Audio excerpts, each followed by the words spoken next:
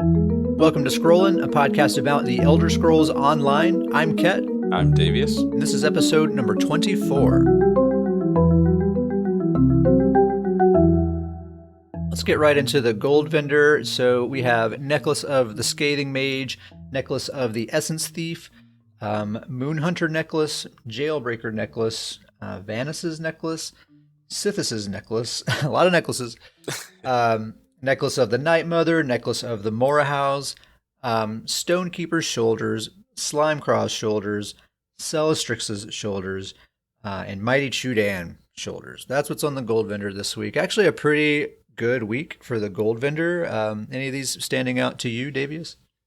Well, specifically the Celestrix Shoulders, just because, as you know, I have been doing just the worst luck grind for a Celestrix shoulder piece for the past just several weeks. I mean, just keys on keys on keys. I hear you in Discord every day. You're just like, well, let's see if I get it today. Nope, not today. Maybe tomorrow. So I probably spent around 50 to 60 keys. Got it this week, probably five days ago, right before these came out. So that one stings just a little bit there. Did you get it in the trait that you needed, or did you have to transmute it? Well, so the good thing is there, and then I'll talk a little bit more about the build later on, but the good thing is there that it actually inspired me. I got it in well fitted, and it actually inspired me to add well fitted into the build, which has worked out very well. So just kind of went with it. Yeah, cool. Just kind of went with it because it already was well fitted, so I tested it out, and it's a good thing, but it still stings just a little bit. It stings. Yeah, every time it comes up, I always gush about it. But I just the having base crit resistance added to your characters, it makes stuff like that possible. Where it's like, I didn't quite get the trait I wanted, but you know what? This actually works just fine. I'll just go with this. The only other one I would say is that, obviously Essence Thief. That's a fantastic set. So. Oh, dude, Essence Thief. I bought one of these necklaces just last night. This is such an amazing set. So this is what it's a stamina damage set. It's actually a stamina damage and sustain set. So when you deal damage with a light or heavy attack, it creates a pool around the enemy that lasts for 5 seconds. And when you touch the pool, it heals you and restores stamina. It's around the ballpark of like 4,000 of each of those.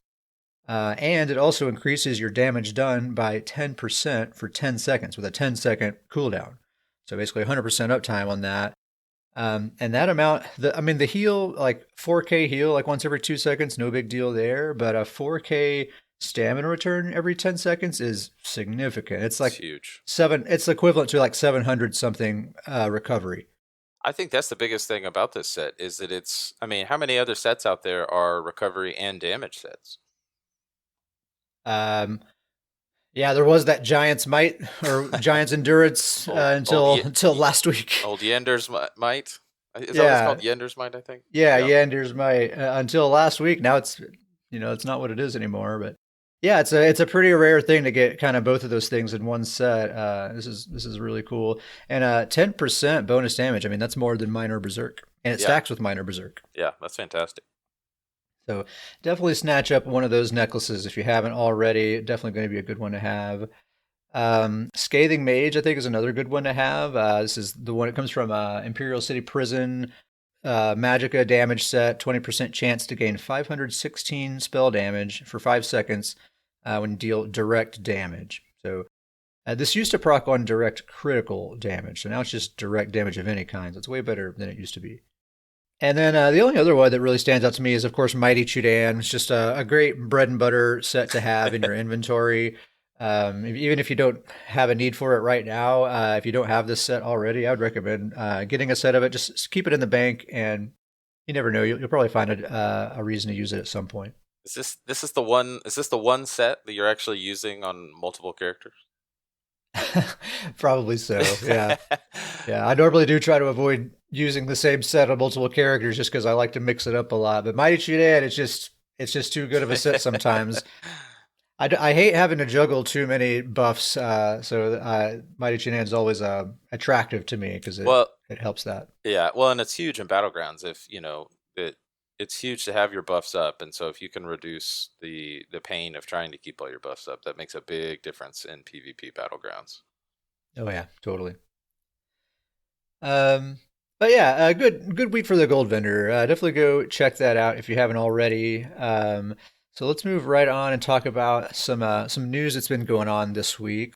First of all, just want to remind everyone that the Somerset event is still going on. It's going on until August 4th. So if you haven't been checking that out yet, you might want to get in on that. You just get a bunch of bonus loot whenever you go into Somerset and do activities there, more or less. Have you done any Somerset stuff? I have not. I don't. I don't leave the Skyrim lands much. I don't Too venture many out. elves for I your don't. taste. I don't venture out that far. That's pretty far. That's way over there. So Yeah, yeah. I haven't really been getting super into it, but when I'm waiting in queue for battlegrounds, or if I don't really know what to do, and I'm just mindlessly wandering around killing stuff and looting like crafting mats and stuff. I've just been doing that in Somerset because you get double the mats and yeah, all that kind of stuff. So as I'm just kind of mindlessly wandering around, not knowing what else to do, I just try to do that in Somerset while this event's going on. that's a good idea. Have you gotten any of the? Have you killed any like world bosses and gotten the special loot bag? Yeah, I've gotten a few of them. Just as I happen to wander near a world boss, I'll go over there and jump in on a fight. I've done a few of the geysers as well. Just as I happen to be in proximity to these things, I'll just go and do them. And yeah, you get some of those special coffers. And It's pretty there's a cool. special motif, correct? Yeah, I don't think I've gotten any pages of that Oh, yet, but yeah, gotcha. I think so. Um, yeah, Somerset event. I said it last time. Somerset favorite expansion, really, really good, worth checking out, and it's 50% off right now. There was also a live stream just last night, or just yesterday afternoon, I guess, where they were showing off the new character pathing feature for housing, and they also announced the contest winners for the this Nord Vampire housing contest.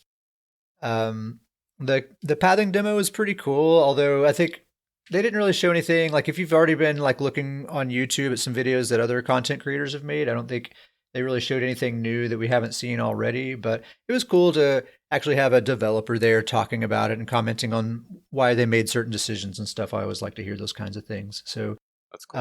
that video is up on their Twitch channel if you want to just watch a replay of that. Surprisingly, I did not win the home decorating contest. I know that's Yeah, it's shocking. so weird. I wonder if it's partially due to the fact that you didn't enter the contest. Is You that know, that has anything to do with I've been wondering that. I it? well, that could be that could be the primary reason. Yeah, that might have something to do with it. Yeah, So yeah, they announced the winner of that thing. So if you're interested in that, check that out. And they showed off all the screenshots that were submitted, and I gotta say, some really really impressive stuff. I just made a couple of notes while I was watching it. Gina said that the PTS patch notes for week 3, the notes are not even halfway done yet. So that makes me think maybe it's going to be a big one. Maybe yeah, yeah. That's an interesting note. Man, it seems like there's going to be a lot of changes coming. possibly so. They also reminded us that when PTS updates, they're changing the character templates. So for the North American server, like right now, if you log into the PTS, you'll notice all your characters are there. They've been ported over from the live server. When they do this update on week 3, your characters aren't going to be there at all anymore. So you'll just have to make brand new characters from a template. And then the European server is the opposite. They haven't had access to their characters on the PTS thus far. It's only been templates so far. And so now on this update, the EU players will have access to their actual characters on the PTS. Okay, so speaking of PTS, let's talk about what's been going on in PTS this past week. Of course, for most people, by the time you're listening to this, already week 3 has dropped. But I like talking about what's been going on in PTS at the end of the week, because we've had time to actually test stuff out. We've had time to read through the forums and have conversations with other players to see how we feel about things. And I just feel like there's more of a conversation to have at the end of the week. We get to let it sink in for a week and kind of process. Yeah, exactly. So who knows? Some of the stuff that we talk about here might be completely invalid by the time someone's listening to it, but it's just fun to talk about anyway. So only one skill change worth talking about, and it's for the Dragon Knight's coagulating blood ability. So they increase the base healing of this ability by about 12%, which is a pretty big buff. And they say that's going to bring it closer in line with other heals, such as Breath of Life. And they say it should be slightly weaker than Breath of Life when your health is above 50%, but slightly stronger than Breath of Life when you're below 50% health. That sounds pretty good to me. Yeah, this is an interesting one. We were talking about this a little bit, but I'm contemplating at least worth testing on my Stam DK about possibly switching to this as a heal. I currently use the Obsidian Shield morph where it extends your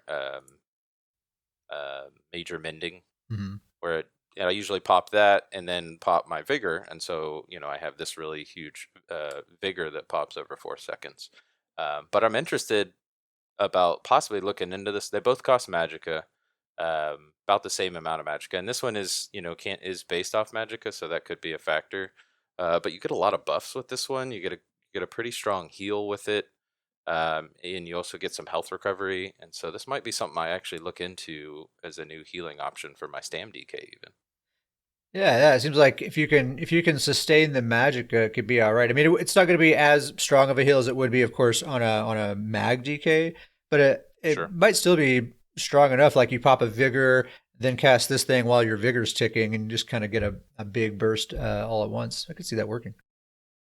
So that's really the only significant skill change that was made, which kind of makes me think that they may not be planning to make many other class balance changes going forward. I kind of feel like where the classes are right now is probably where they're going to be. I mean, who knows? I could be totally wrong, but since they're only changing one single ability this patch and no indication that they have plans to do anymore, I kind of feel like classes are where they're going to be at right now. And so I just wanted to maybe talk a minute about how we feel about class balance right now. Do we feel like any classes are being represented more than others? I guess specifically in PvP. Have Yeah. you noticed anything like that? No, I mean, I think Stam Necro is a popular class right now, but I actually feel really good about class balance right now. I know that, like I said, Stam Necro is kind of the flavor of the month right now, but I've got multiple characters, multiple classes, and I really feel pretty good about all of them. And I think that we're in a real good spot as far as class balance, um, even for CP and no CP. Yeah, I think I agree. I've been trying to pay attention, especially this past week. I like in battlegrounds and stuff. Like, what are the classes that I'm seeing the most of? And you're right, totally. Stamina Necromancer does stand out quite a bit right now. And really, I think the biggest kind of dividing line is stamina versus magic. I don't think there's any one particular class, I guess, outside of the Necromancer that's standing out. But Yep. what is standing out is stamina seems to be very dominant in PvP right now, um, Yeah. at least in battlegrounds.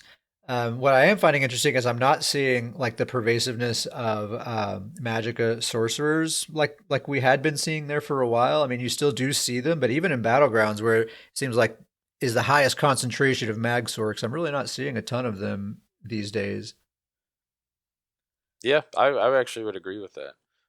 And like I said, this is just my personal opinion, but I think the absence of the Magicka players, I think just goes back to um, we won't go deep into it, but I think it goes back into the single queue for battlegrounds. I think a Magicka class is kind of built to have a large support role. They're better suited for support on a back bar, Hmm. um, and you know stamina is kind of more set up to be a really heavy hitting with damage. And so it's tougher to go in with lower damage and more support when you're going in solo to every match. Yeah, if you want to be a solo hero, it's going to be easier to do that on a stamina build. And in battlegrounds, solo queue only, probably the better way to go, right? Yeah, it's just kind of promoting that right now. Yeah. Um, so yeah, Stamina Necromancer, I think, still standing out ahead of everyone. And I'll talk about my Stamina Necromancer here in just a little bit. I'm starting to see why they're so powerful because they have a really good toolkit. A few changes to some armor sets. They're still kind of fiddling with some of these armor sets. So this one's got everyone talking. New Moon Acolyte got nerfed. Reduced the weapon and spell damage granted by the 5-piece bonus down to 401, down from 481. So I think that's a bummer to a lot of people, but the perplexing thing is the reasoning that they give. They say that it's to make up for the fact that that 5% cost penalty basically gets negated when you're in a group setting, like a trial group giving you synergies and things like that. They say it's not. They think it's not enough of a penalty in that sort of situation. Um, and from what I read on the forums, it seems like players are skeptical of that reasoning. Like it seems like that seems like a weird reasoning, but I don't know. How do you feel about this change, man? I like this change. I the reasoning is the strange part to me. I mean, this everybody that plays knows New Moon Acolyte by far the most used set, at least from a PvP standpoint. I really don't know its PvE, but it would make sense in PvE as well. Yeah. This is kind of the it set. This is kind of the meta set. So many people are using it, and so the change to me, the reasoning for the changes is that this is a set that the majority of every player is wearing. So for balance, they are going to lower the set a little bit to kind of create some diversity with sets. I think that is the reason why they're doing this. To say that it's for this cost penalty, I don't know. That seems like a weird reasoning to me. I think if they just would have come out and said, the majority of players are wearing this set. We looked at the numbers. We don't like we don't like a set to have that higher percentage usage rate. We want to kind of diversify it a little bit more. I would have been okay with that reasoning because that makes sense to me. Is that if there's one set that stands above the rest, which this one has done, then it's probably a little bit out of balance. And so you just kind of have to bring it back into balance. Yeah, I think it's always expected that they're going to attempt to make whatever new sets that are coming out more appealing than sets that are already in the game, right? So I think Yeah. I kind of always expected these kinds of things to happen. This is the old hotness, so they're going to bring it down a little bit so that you're a little bit more enticed by the new hotness. Makes sense to me. I do feel like the reasoning given here seems a little silly. Um, if that's the case, I feel like they would just increase the cost penalty. But I don't know. That would be too much of a penalty against solo players. So I don't know. Still a great set. Still a really great set. 400 weapon damage, 5% cost is not huge. I still think it's going to be a great set. And I think you bring up a really good point. Is that it's not the new, most recent expansion type set anymore. So Yeah, and this is it's funny. We're probably not even like good people to be talking about this, right? Because like you and I are both kind of averse. We've never even used this set at all. I think for never made it. kind of differing reasons. Like for me, it's just like, oh, well, I don't want a 5% cost increase. Like, no, thank you. Like I'm wanting more sustain. I'm never wanting less sustain. So that's right away. I was like, no, thank you. I don't want this set. My reasoning is very much I don't want to, with the amount of people that use this set, it just immediately turns me off. I like my characters and my builds to be not that I mean, you can make really unique and really great builds with this set. I just if there's a set that the majority of people out there are wearing, it kind of turns me off from it just because I want to try to look elsewhere for some Yeah, underutilized set or things like that. yeah, and plus it's just like not interesting. Like it's a powerful set, but it doesn't do anything interesting, right? You have this damage now, you have this cost increase now. That's the end of it. And if Yep. yeah, like you and I we're trying to kind of get creative with builds and have fun, interesting play styles, and there are other sets that play into that sort of stuff a little better. It makes sense with how many players are using this. It makes sense that there's a lot of people that are upset about this, but I think overall for the game, I do think this is a good change. A lot of people are looking at Briarheart now. A lot of people that like are really have been using this set a lot are probably looking to switch to Briarheart because that's going to give you 450 weapon damage compared to the 401 that this gives you now. So Hmm. just a little bit more, and you will have like 4 or 5 seconds of downtime with 10 seconds of uptime on Briarheart. So there is that, but it's also healing you while it procs. It's a really really good set. So I think probably a lot of people are going to be switching to that. Yeah, Briarheart has really risen up the ranks Oh yeah, this past couple of months. huge fan. I used it on my Stam Sork. You use it what on your Stamplar, right? Yep, yep, I have it on my Stamplar. Excellent set. Spell Power Cure, I guess got nerfed a little bit. They reduced the duration of the major courage buff that the set grants to 5 seconds instead of 10 seconds. And they basically, my own abridged version of their words, they say that that's to reinforce the need to constantly be overhealing your allies. So I don't know. This has caused some controversy as well. And you and I have, I currently use this set. I know you've used this set in the past. Do you think it's still good? Do you think it's still worth using? I think it's still worth using. Obviously that's a pretty big nerf, but I think that it's still. I think it just is. It's used differently for a different kind of healer now. I think in the past this was, a healer build with this set was very much almost kind of like an off DPS, if you will, and so they were doing a lot of DPS, and then they'd have this set, and they'd heal on the back bar, drop a couple powerful heals, hit people with this, and then go back to dealing damage. This to me with this set kind of more encourages more of an all out healer type of build.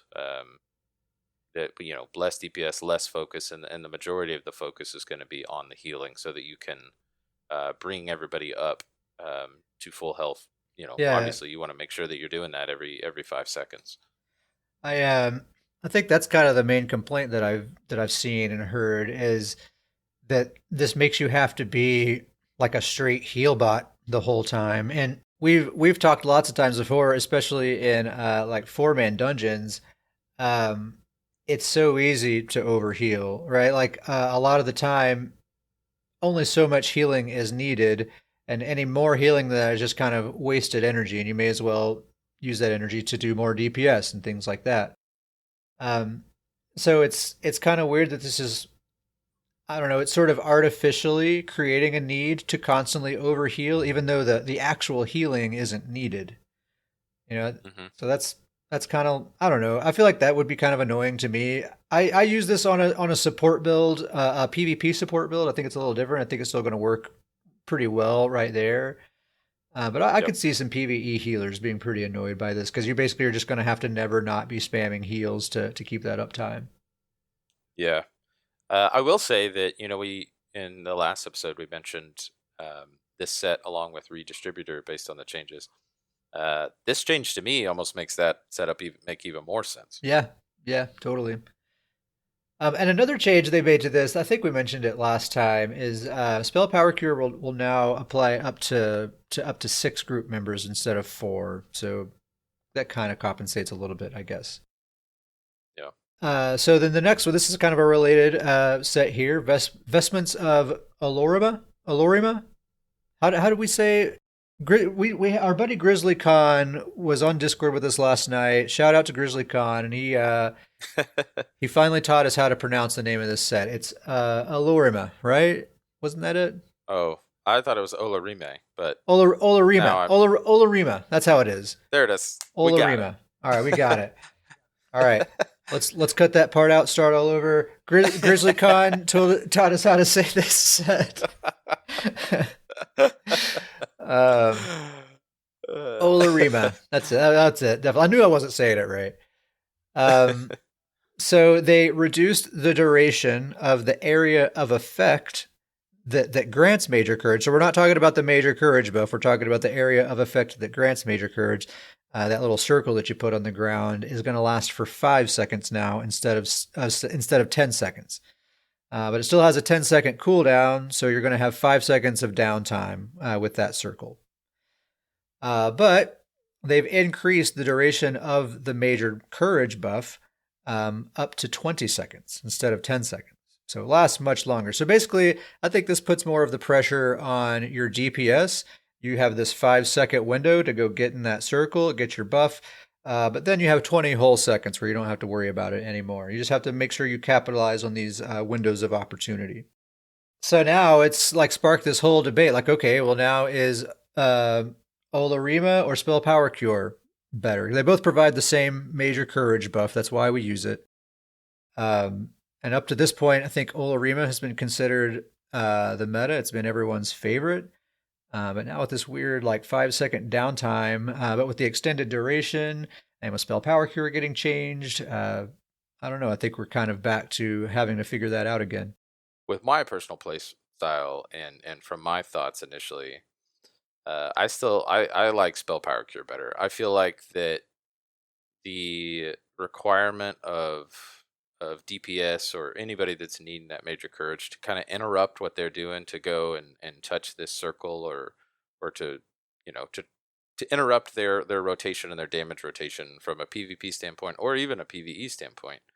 How much damage loss is that causing for them to kind of have to essentially add this into their rotation rather than them just focus on dealing damage. Where spell power cure, they don't have to worry about it. It's just kind of all on the healer. You can make sure that they have it.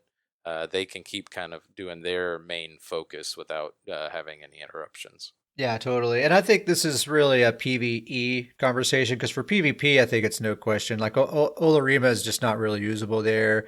Like the fights move around so much that I think Yep. it's just you're hardly ever going to be able to get people to touch that circle.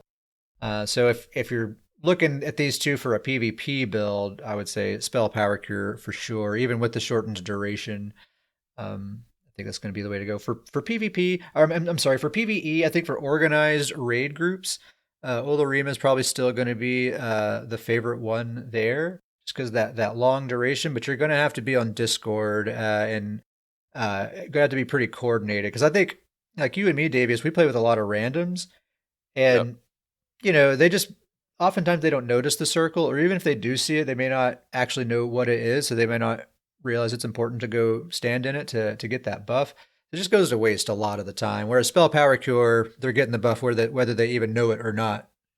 Right. Well, and with the circle only being 5 seconds now, even if maybe they don't notice it right away, but then they do notice it. Well, then they try to get it, and then it's gone by the time. It's just Yeah. yeah. I think you made a perfect point. I think a very well organized Discord group, this is still the way to go. But if it's not that setup, then I think spell power cure is going to be the way to go. Yeah, I think for people who play solo a lot, play with randoms a lot, I think already spell power cure has been the preferred set for those people for a while already. I think that's probably still going to be the case. Let's move on and talk about Unleashed Terror. This is the set that all of the PvP, offensive focused players are really wanting to get their hands on. It was looking really scary week one of PTS, and they've toned it down a bit. And I have a feeling it's probably going to stay about where it's at right here. Um, so they adjusted the proc to persist for 10 seconds instead of 5 seconds. So it lasts twice as long.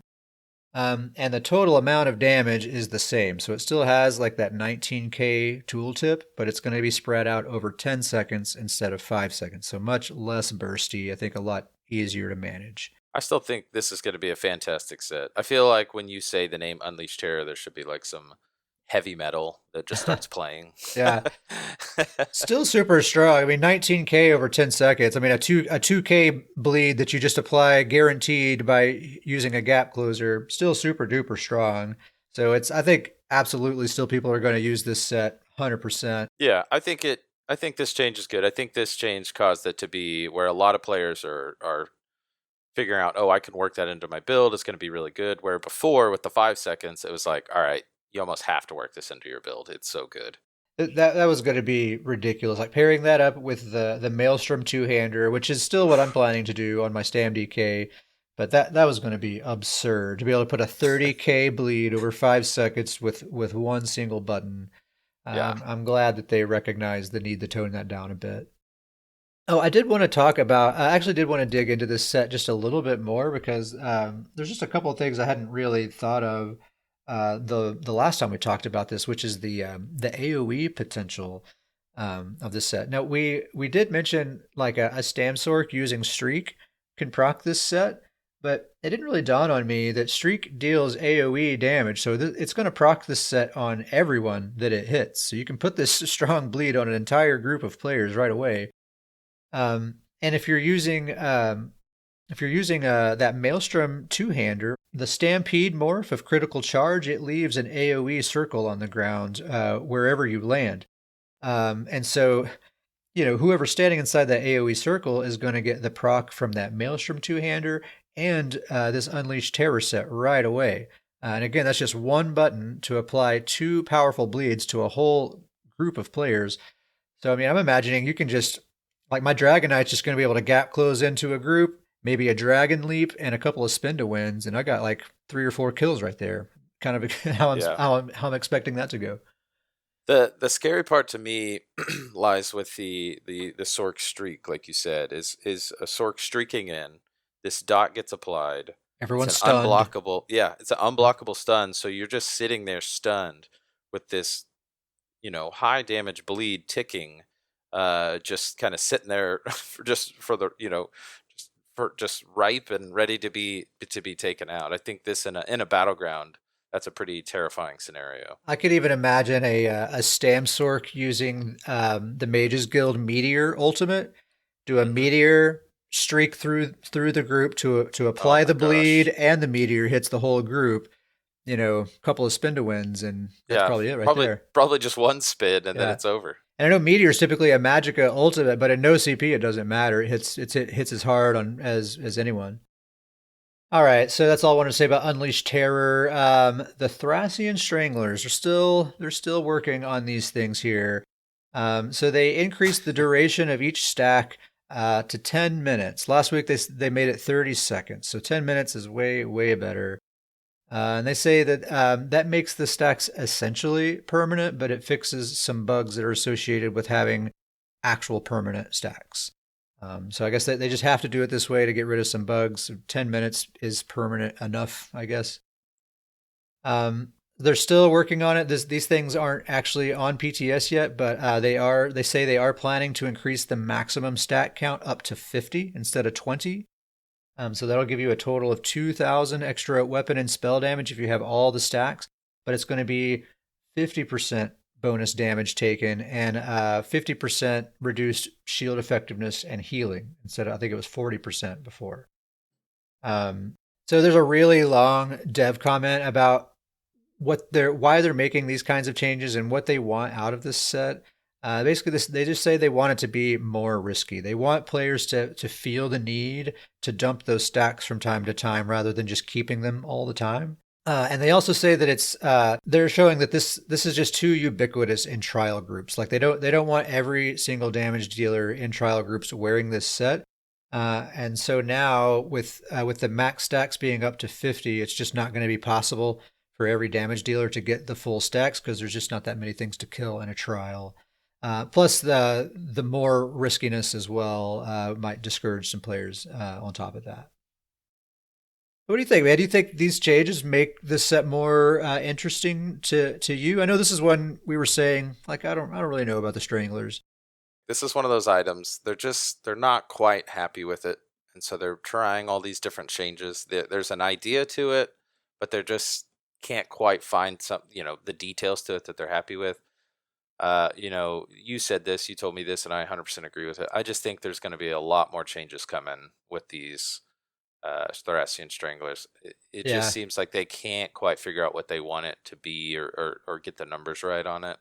or they haven't yet. Like Yeah, yeah, I definitely feel like it's not there yet. Like they have these. They've said here's some more changes we're planning to make probably next week. I have a feeling that's not even going to be the end of it. I bet these are going to continue to get tweaked over the next couple of patches. It's just such a like a wild card of a set, It's like such a yeah. huge reward, such a huge risk. I imagine it's going to be difficult to get that really well balanced. It makes a lot of sense from a PvE standpoint. I could see it being really good. If you've got a dedicated healer on you and you're avoiding damage, as a DPS, I could see these being fantastic from a PvE standpoint. So that's probably where I'm at. Is that I do kind of want to get a pair of these just for a PvE. I'm thinking about making just a PvE focused character for Hmm. DPS, and so I could see me using these for that. But outside of that, I don't have any interested use for them.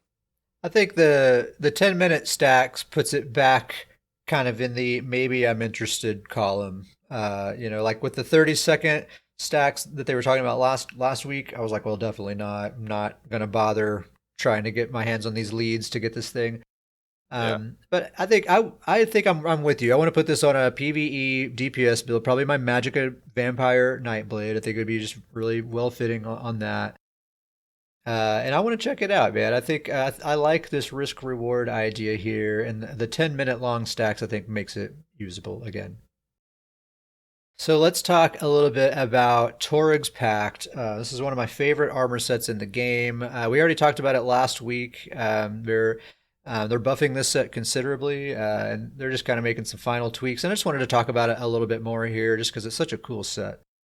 Um, so now we have the correct tooltips. There, it increases the glyph potency by 45% instead of the ridiculous 90% that was on PTS last week. And they said last week that was a mistake. Sorry, it's going to be 45.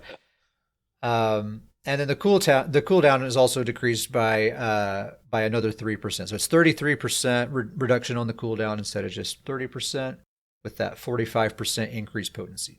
So I just wanted to talk about some numbers. I normally don't like to really get into numbers on the podcast because I think it can kind of get boring, but the numbers on Torig's Pact are really interesting, I think. So let's talk about a weapon damage glyph, like a glyph of weapon damage that you put on your weapon, and when it procs, it just gives you additional weapon and spell damage. If you put that glyph on an infused weapon without Torig's Pact, when that glyph procs, it's going to give you 452 weapon damage. And spell damage, weapon and spell damage. If you put Torig's Pact with this new Torig's Pact, that's going to put that up to 655 weapon damage and weapon and spell damage when it procs. That's more than Clever Alchemist gives you. That is a lot of weapon and spell damage. Yeah, and so they removed on the two-piece bonus. It was 129 spell damage. They removed that and replaced it with an armor stat. But you're getting more. You're getting 203 additional weapon and spell damage from your infused damage glyph with that 45%, that 15% buff to the potency there. So you're actually getting more weapon and spell damage back than what was taken away. Plus, you have that line of armor now. Assuming you're using a glyph of weapon damage on your infused weapon, which I think on your back bar, definitely you want to be doing that. So that's cool.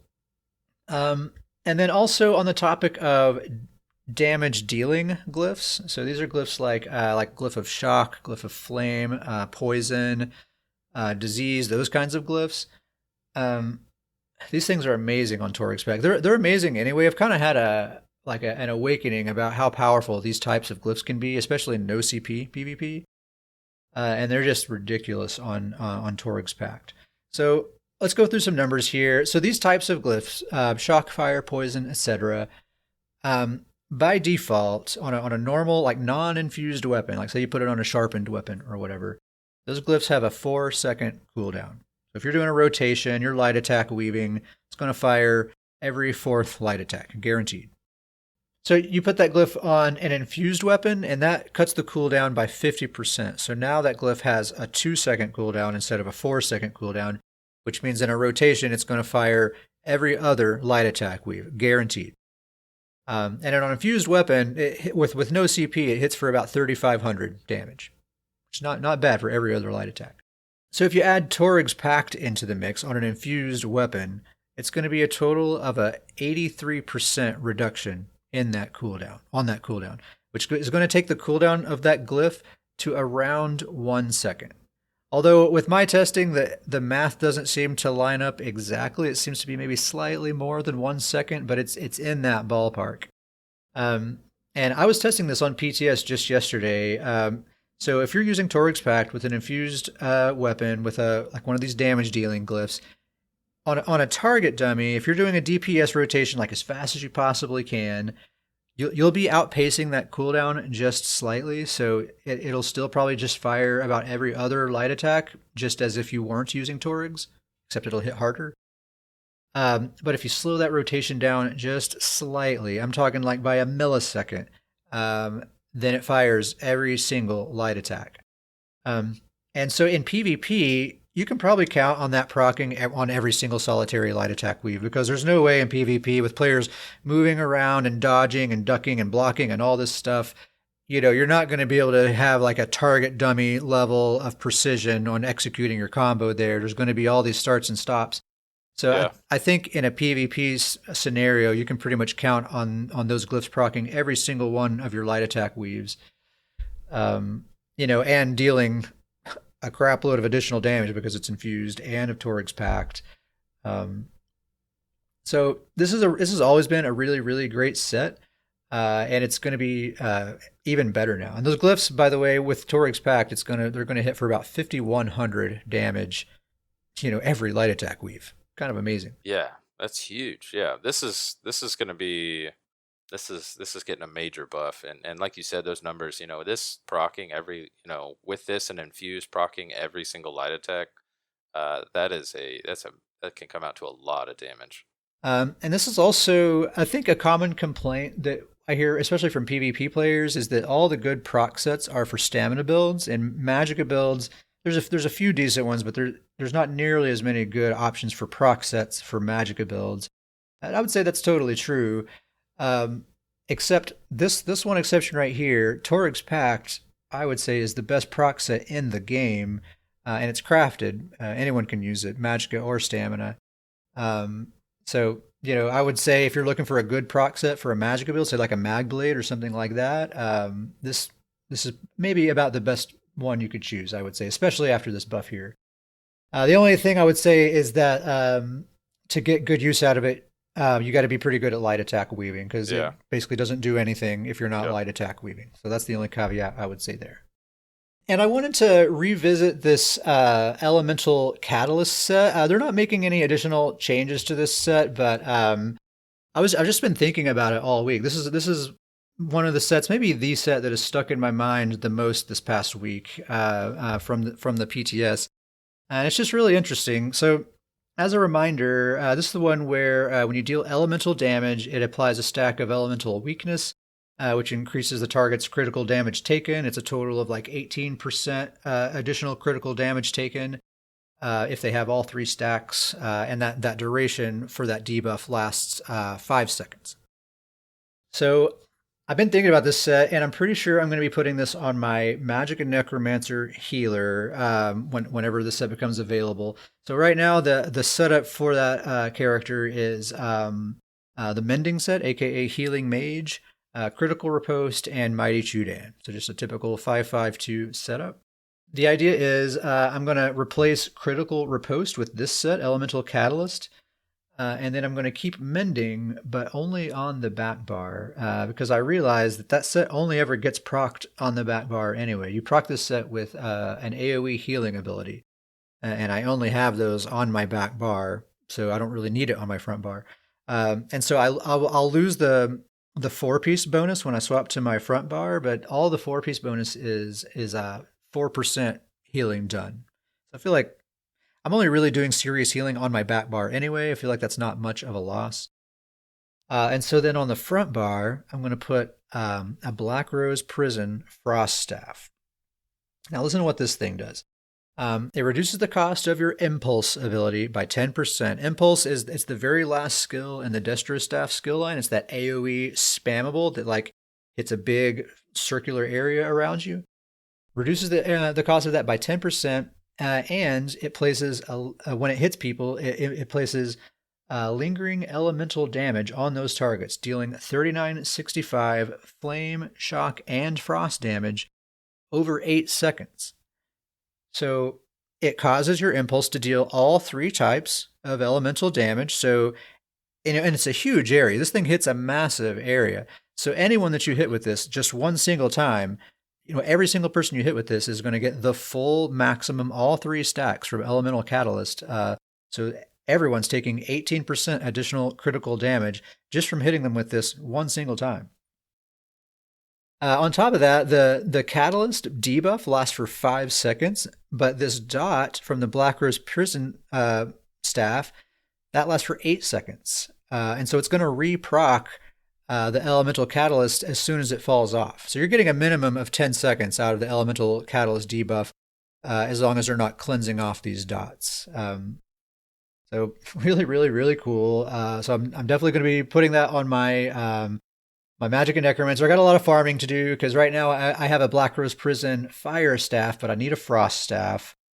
And I'm going to have to farm this elemental catalyst from a dungeon as well. So it'll take a little bit of time and effort to do it, but I think that's going to be an amazing setup and perfect for that build as well. Yeah, yeah, and that's yeah, and I think it's huge too. We've talked. You've told me about your idea on this, but with that impulse kind of becoming the new spam bolt, we've talked a lot about the morphs of it, and really, you're in good shape with either morph you go with. I'm having a hard time deciding which one I want. One of those morphs applies minor mangle to enemies, which anybody who's kept up with your mag necro, it's very much a debuff type of character, and so that minor mangle reduces max health. Mhm. And then the other one of these, which I think, if I'm guessing, is probably the one you're favoring, actually lets you aim this circle at a range. Yeah, yeah, you can cast it at a target location rather than right around you. And you're right, that is the one I'm kind of leaning towards. Even though that 10% health debuff is attractive and very fitting for the build, but the ability to cast it at a target location is really enticing because that morph has a full 28-meter range. You can cast it up to 28 meters away, and it's a big circle. And I'm using that remote totem ability too that has the exact same range. And so I can just be like massively debuffing whole entire groups of people from far away. Um, but I'm really not sure though, because this character I try to get like up into the middle of combat with this character because that's how I can kind of apply all the debuffs and all the CC and all that sort of stuff. So I'm just gonna have to try both more. So I think I'm gonna have to like swap back and forth for a while and see which one I'm getting better use out of. Um, Really, really cool idea, though. Putting all this together, I'm excited to see this come together. it just amazes me that, and I tested it. It totally does work as expected. It just amazes me that this Black Rose Prison staff, just like one single cast, and everyone around me is now taking 18% additional crit damage for the next 10 seconds. Uh, Pretty incredible. All right, why don't we take a quick break and we'll come back and talk about what we've been up to in the Elder Scrolls Online this past week. We'll be right back.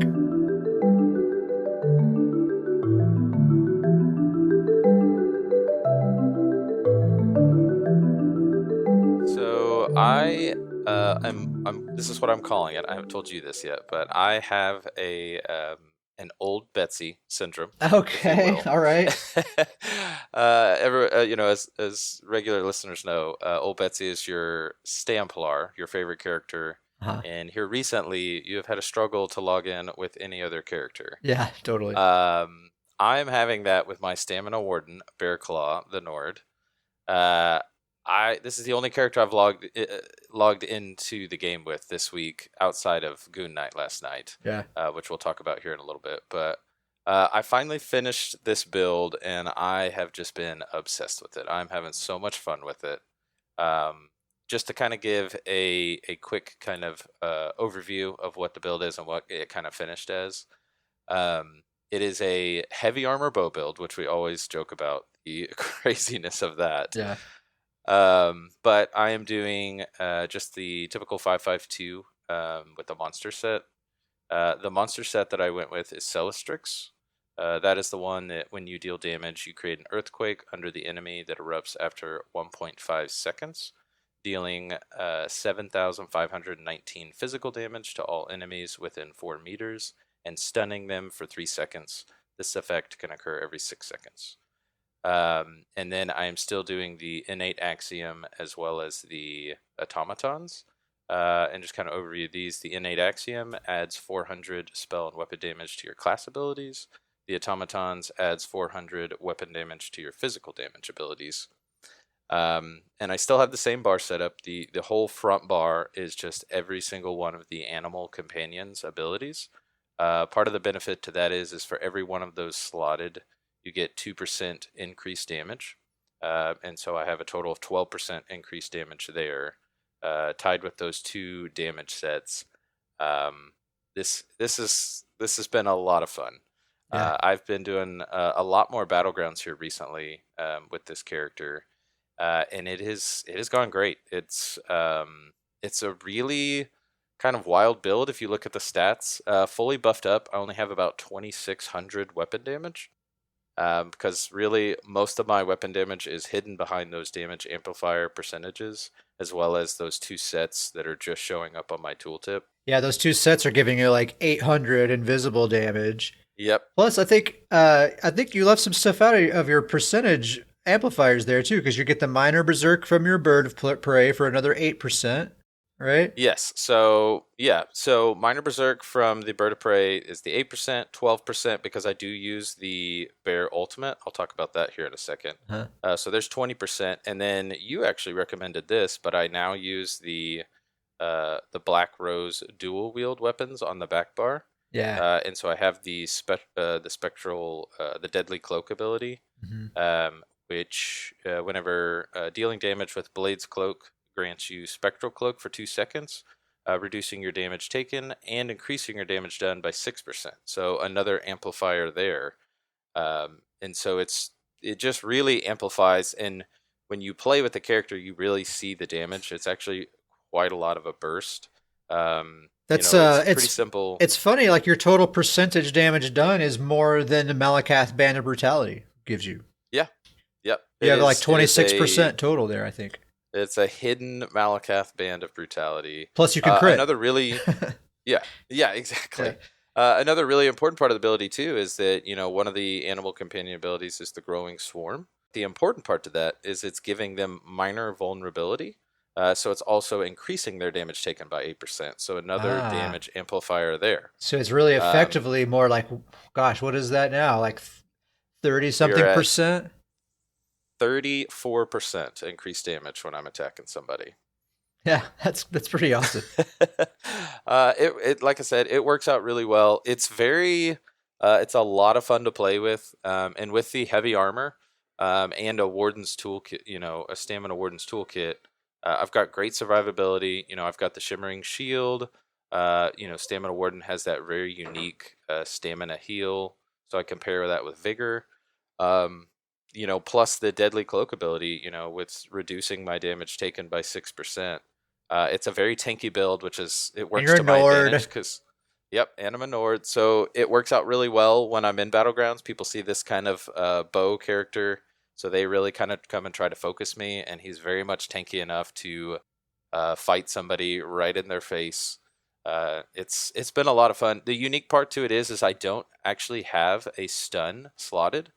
But I actually depend on parts of the build for my stun. So as I said, that Celestrix, when that hits, that's an AoE stun. When that hits people, that stuns them for 3 seconds. As well as the bear ability, he actually has an ability that it just says sometimes. I need to look up what the percentage that the bear actually does that ability.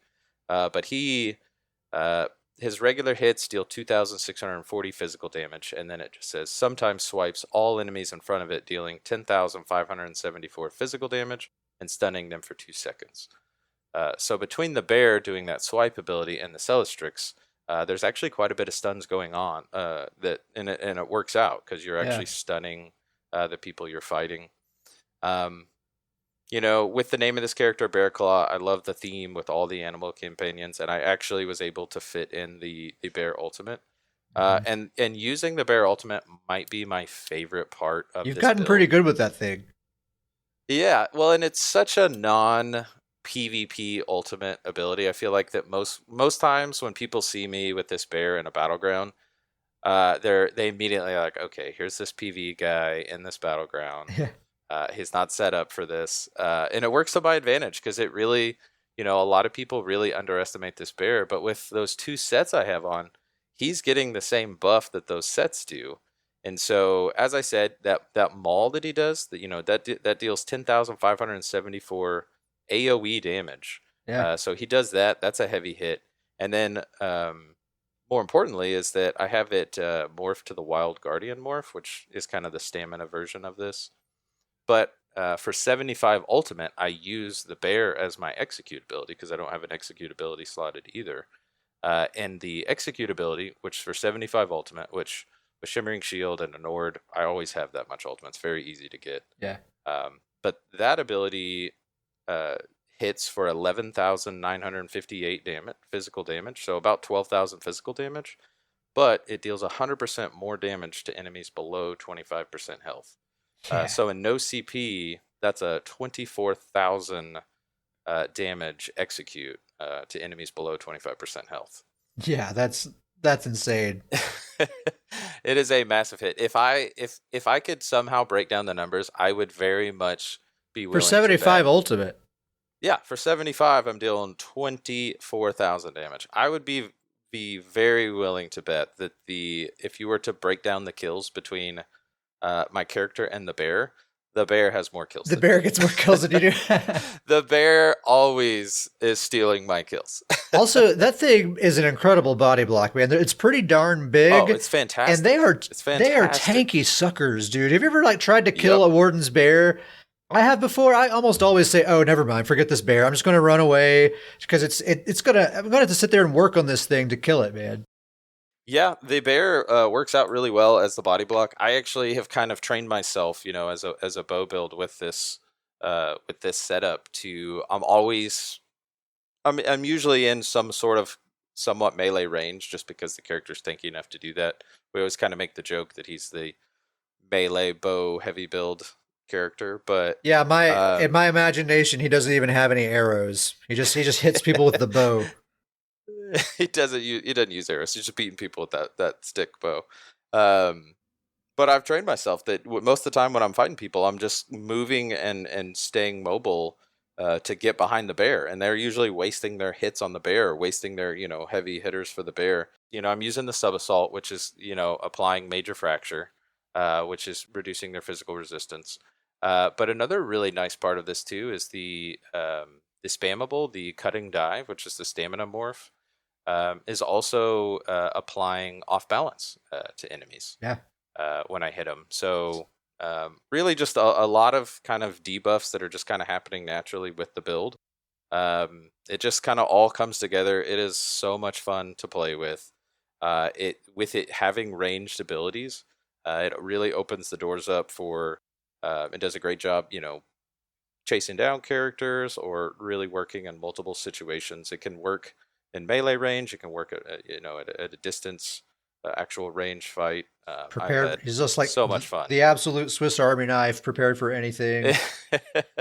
It really is, and it's really fun to see, all those damage amplifiers, kind of the hidden burst ability that the build has, and then nothing's more satisfying than watching these players, like you said. Sometimes they'll start attacking the bear, and then they'll just be like, "Oh, forget this. This thing's too tanky." And then all of a sudden, next thing you know, I pop that execute, and that Yeah. bear Hey, don't ends ignore up that finishing bear. them Yeah. off. It's a lot of fun. This build has been so much fun, and I can't get enough of it right now. I got the old Bessie syndrome. Every time I log in, I just see this, and I've been logging in doing battlegrounds. Like I said, I've actually done more battlegrounds this week probably than I have the past couple of months. Yeah. It's been fun. Anytime we do battlegrounds, we always talk about we miss the group battlegrounds. But I have had fun with this character just because, like you said, the wardens are naturally a Swiss Army knife, and then the Swiss Army knife of this character really makes battlegrounds a lot of fun. Yeah, I mean, I love Wardens are an awesome PvP class. Like, I would say anyone's like trying to like maybe do PvP for the first time and trying to figure out what class to make, probably Warden. Stamina or Magicka, they're both like it's just like easy mode almost. Yeah, they just have such a well-rounded toolkit. They really can have a little bit of everything. Yeah, I think that's the main thing. It's like however you want the build to be set up, you have all those tools at your disposal. So it's just really easy to dial it in just the way you like it. And then I have you to thank for, as I was saying earlier, my Celestrix piece shoulder that I finally ended up being a well fitted. And I know how much you love well fitted. So I thought, well, I'll try it on this build to see how it goes. Yeah. And so I'm actually running 3 well fitted pieces with 4 impin pieces. And that's been fantastic. Really helped me with sustain, and it helps a lot with the bear blocking. I'm just roll dodging and rolling right behind the bear. Roll dodging things, keep myself behind the bear. Yeah. it's worked out really well. I mean, yeah, that 15% cost reduction is quite a bit, and that's going to be 18% cost reduction when this next patch Yep, drops. only getting better. Pretty sweet, man. Yeah, what else, dude? Yep. So, like I said, been with that character all week except for last night. Last night we had a goon night, which I think we can both agree was a fantastic goon night. We had a Um, very successful goon night. A lot of fun. we you finally moved your stamp sork over to EP, so we've been anticipating this day for a while, Yeah. but we did it. The dual stamp sork. Yep. Anybody who's listened in the past knows how much I love stamp sork. You sold me on stamp sork. I made one. Love it. And Grizz was able to join up with us for Goon Night, which was a lot of fun. So the three of us were just running around in the sewers.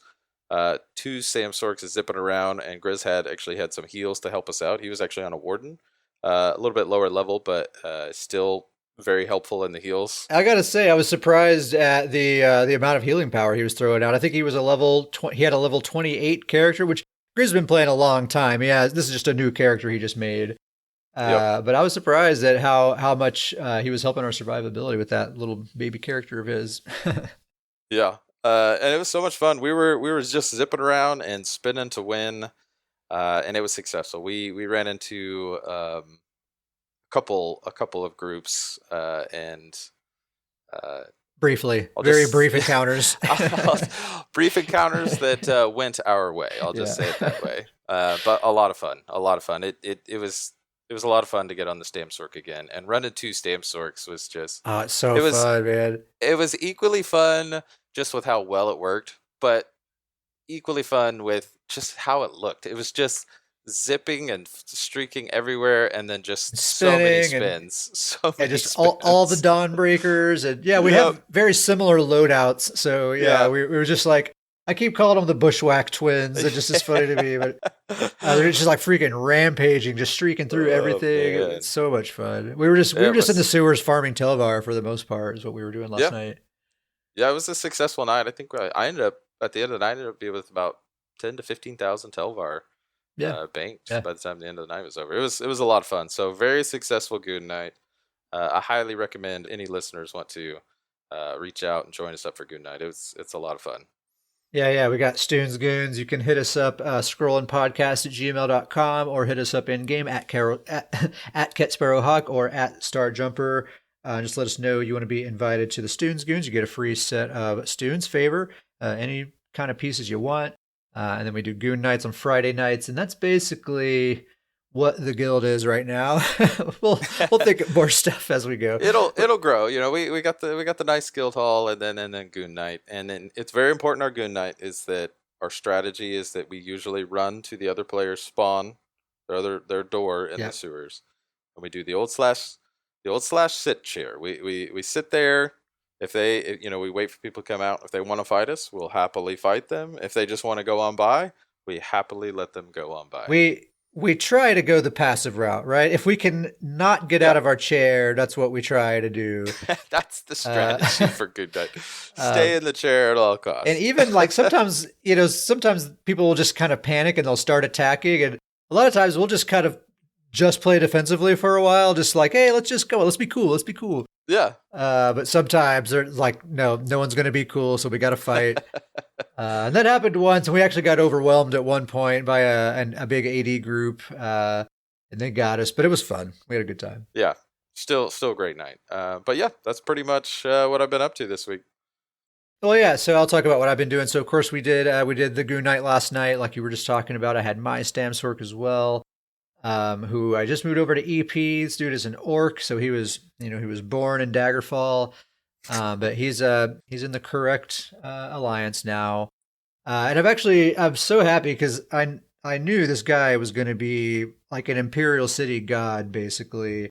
But I never wanted to take him down there because I know quite a few EP people in Imperial City, and I didn't want to like run into them on a DC character and like. And I have a really bad habit of not paying attention to the names of people that I'm fighting. So I don't know. I wouldn't. It'd be weird if I like bumped into you and like totally slaughtered you, or you totally slaughtered me, or whatever. And Yeah, I have that same thing. So that could happen, and we may never even know. yeah, exactly. So I've just basically just doing that dude on battlegrounds only for a while. So it was so awesome to get down into the sewer with him, and yeah, it's just as amazing as I thought it was going to be. His setup is Briarheart, Morkelden, Troll King, and then a Master Bow on the back bar, and so it's Morkelden. It's the 1 bar set. Works really really well. A lot of damage. Oh, a lot of damage. He is the definition of the bull in a china shop down in the sewers. Yeah, and the his front bar is dual wield, both precise daggers, and it's 7 medium. So he just has tons and tons and tons of crit. Like almost everything crits all the time, and it's a lot of damage. Yeah, he was just burning through players and PvE mobs alike Yeah, with that's it. one of my favorite things about him is he has like PvE level DPS. Like we were doing banner bosses, and he was getting like 40k DPS on those dudes. Yeah, Like pretty yeah. wild. Yeah, for a PvP build setup to hit 40k on one of those banner bosses is crazy. So yeah, last night was fun. I think we pretty much covered everything about that. Also been doing a little bit of Sigic order grinding for my stamina necromancer, and this dude, I thought he was basically done. Like I finally got all my transmute crystals, and his gear is totally done, and he is finished as far as gear goes. And then just as I got everything into place, I'm like, sweet, he's done. Except I think he needs this temporal guard ultimate. So I'm doing the Sigic order grind to get that, and then he's really really going to be done. I say this about every new build that I work on, so I don't know, but this guy really is turning into one of my very favorite new characters. He's so good. He's absolutely vicious. It's a total proc build, very cheesy proc build. And the downside to proc builds usually is survivability, right? You're investing in these procs and you're relying on these procs for your damage. And the downside of that is you're not investing in stats like weapon damage and or maximum stamina and that kind of stuff. So that means your healing power is going to be pretty limited, and that's always the downside. Um, this dude doesn't seem to have that problem though, and it's been pretty great. So I'll just do a rundown of just a quick, brief version of what this build is. It's 5 pieces sheer venom, 5 pieces poisonous serpent, using the Black Rose prison bow on the front bar and a potentate's greatsword on the back bar. And the bow is infused with a poison glyph, and I always mention that as part of the build, the fact that it's infused with the poison glyph. Because just as we were talking about with the Torig's Pact conversation earlier, that's a significant amount of damage that you're getting from that. Like I was saying before, it's guaranteed on an infused weapon. It's guaranteed to proc every other light attack, and it hits for about the same amount as the poisonous serpent proc, which also procs every other light attack. So I'm basically getting the damage of an entire 5 piece powerful proc set from this one glyph that I just put on my infused weapon. And I've kind of had this awakening, especially in no CP, about how very powerful these glyphs are on an infused weapon, especially in no CP. So yeah, just putting an infused poison glyph on my bow basically doubles my poisonous serpent proc set. Pretty insane. Yeah, Um, the amount of poison that this character is flinging around, yeah, poison damage is just unbelievable. and the Black Rose Prison Bow itself, whenever you hit someone with Magnum Shot, it applies a really really strong poison dot as well. So it's an absolute overwhelming amount of poison damage. His spammable is using the poison skull, the class spammable. So the only thing that isn't poison damage is blast bones, and that's disease damage. And I don't even mind that because it applies major defile. Uh, so they're having all this poison damage coming at them, and they can hardly heal up from it. And so what I was talking about in regards of survivability, I think just as cool as all the poison damage, as cool as my front bar is, I think I'm just as excited about the back bar. So it's the Potentate's Greatsword, which gives me a 5% damage reduction against players. I take 5% less damage from them.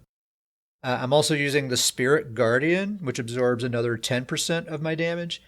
And then I'm doing the Sigic Order grind right now to unlock the Temporal Guard ultimate. And the reason I want that is because it gives me minor protection while slotted. That's another 8% damage reduction. So on my back bar, I'm going to have a 23% reduced damage taken. So that basically nearly invalidates someone's Malakath Band of Brutality, which, by the Yep. way, in no CP and Battlegrounds especially, is extremely popular. Almost everyone running a proc build, which is almost everyone, is using the Malakath Band of Brutality. It's very, very popular. And my back bar basically completely invalidates it. Plus, those players can't crit on me either. So they're actually not doing very much damage to me at all when I'm on my back bar. And this is on a tiny little wood elf, 7 medium armor, 4 well fitted, really not investing very much into survivability other than these kind of damage reduction things. Um, in addition to that, the greatsword is it has the powered trait, so that gives me an extra 9% healing done.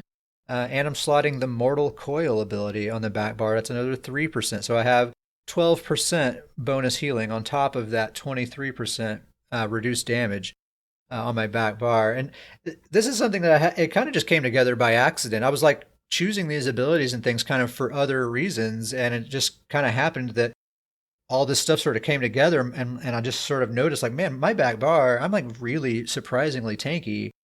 Um, and you can see it like in battlegrounds. There's several moments where I'm like at near death and I heal up super super fast, and I'm thinking like, oh, thank goodness for the healer. But then I'll look at the stats at the end of the match, and we didn't have a healer. It was you Yeah, all along. yeah.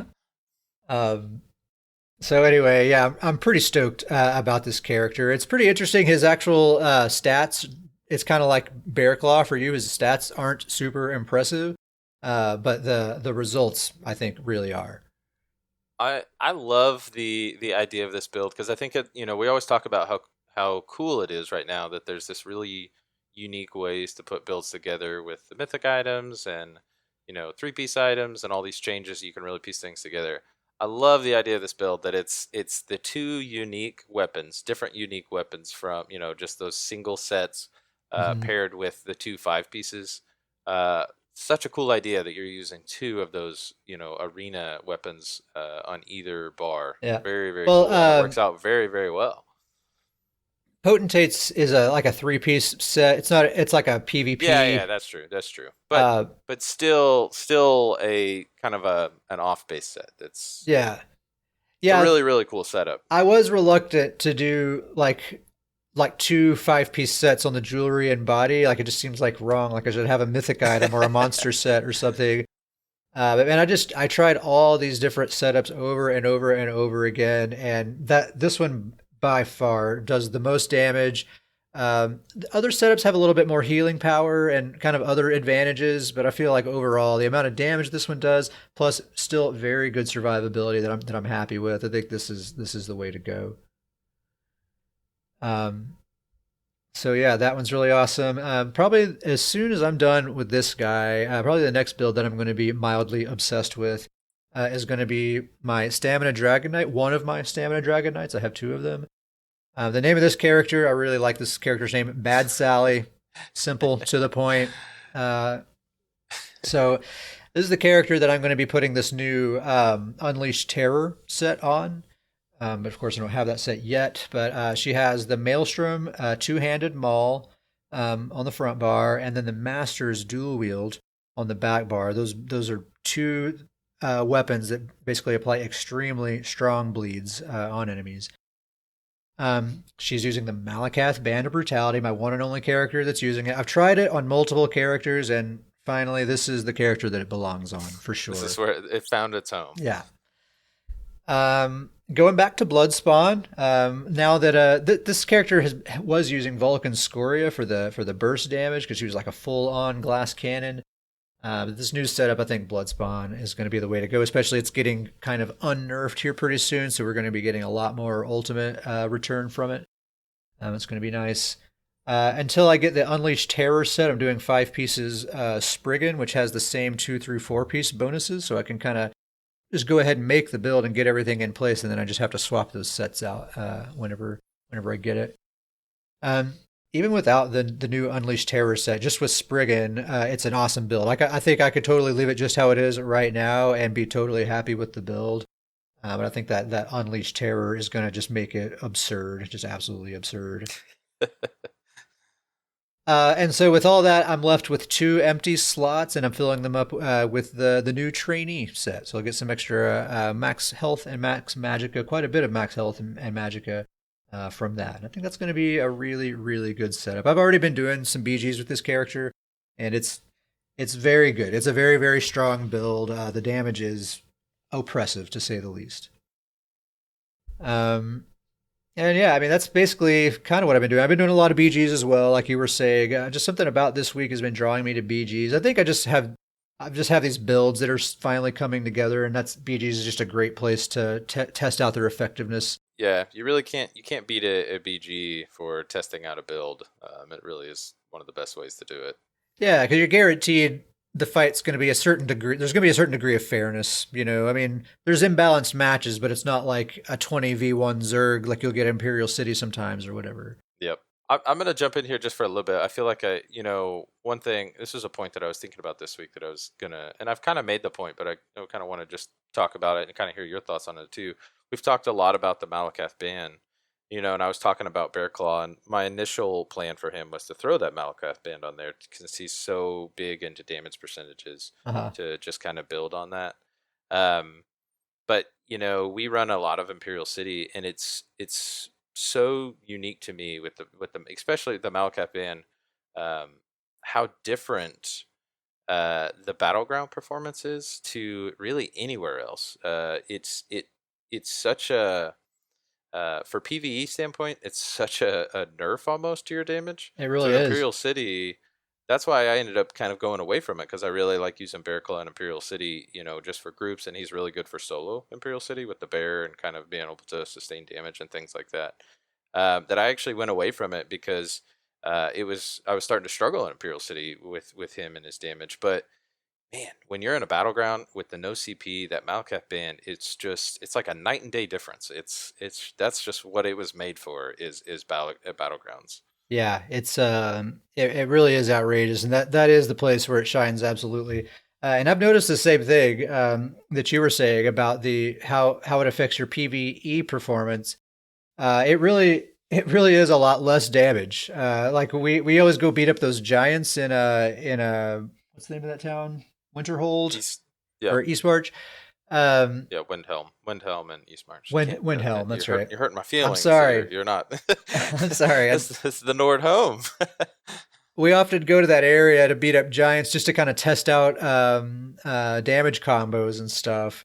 And I noticed, like, I know this character does a ton of damage. I've seen it against players, but against those giants, she's a lot weaker than other builds of mine. Um, because you're just not getting those crit spikes, because those crit spikes can be huge sometimes. Yep. But I was thinking about this. I think the Band of Brutality could come in as a really handy testing tool, just for like comparing things to each other. If you just want to remove RNG from the equation, like say, like I wonder if this spammable is going to be better than this spammable, and you just want to take turns trying them out.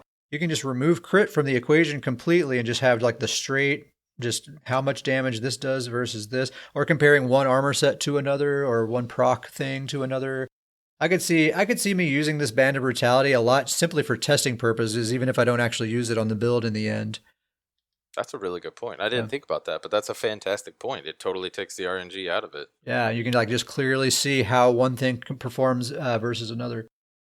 Okay, I think that's about it. So there are no emails or shout outs this week, but if you'd like to write in, you can send us an email, ask us any questions you like, tell us a funny joke, say hello, ask us to invite you to the Stoons Goons. Really, whatever you like, as long as you're friendly about it. Send us an email at scrollinpodcast@gmail.com. Scrollin, that's with an IN, no G, scrollinpodcast@gmail.com. Also, feel free to hit us up in game. I am at Ket Sparrow Hawk. Davies is at Star Jumper. Same thing, just feel free to say hello, ask us to invite you to the guild. You just want to run around in Imperial City, or, well, I was about to say do a BG together, but never mind. Uh, Whatever you want. We're pretty chill. We just like hanging out with people in Discord and playing ESO, whether it's PvE, PvP, whatever. So feel free to say hello. Anything else to say, Davius? I'm excited. I'm excited about these patch notes coming up on Monday. I'm very intrigued by the not half done comment, so I'm excited to see what comes our way on Monday. Yeah, and it makes sense. Week 3 often is a big one. And I'm actually surprised that week 2 was as big as it was. Week 2 is usually hardly anything, like a few minor bug fixes, and then it's week 3 when stuff really happens. I'm surprised we got as much as we did this past week. And it really makes me wonder what's happening on Monday. So I'm very, very curious. Yep. Okay, I guess that's all we have to say. So we're going to call it right there. So we will see you next time.